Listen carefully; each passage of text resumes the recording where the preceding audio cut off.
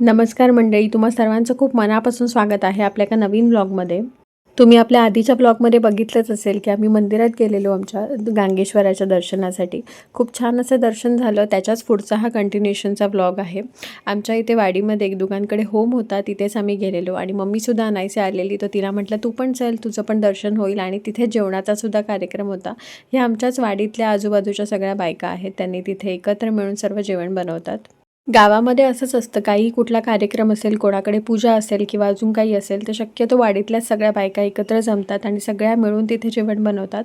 खूप सुंदर असा जेवणाचा कार्यक्रम झाला. बाप्पाचं दर्शन घेतलं आणि आम्ही आमच्या परत घरी यायला निघालो.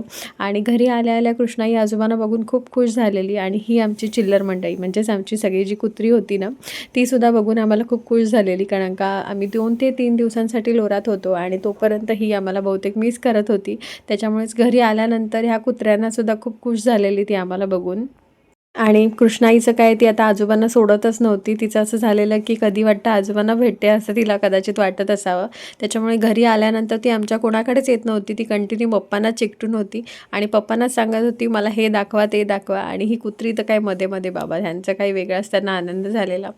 आणि मग काय, संध्याकाळी सगळ्यांनी एकत्र मिळून मस्तपैकी चहा एन्जॉय केला. आणि हा रात्रीचा सीन आहे. जेवण वगैरे झाल्यानंतर आमच्या समोरच एक छोटासा मुलगा राहतो, त्याची सायकल होती आणि कृष्णाईला ती सायकल बघून चालवावीशी वाटत होती. सो तिने मस्तपैकी बराच वेळ त्या सायकलवरती राईड एन्जॉय केली तिच्या दीदीसोबत.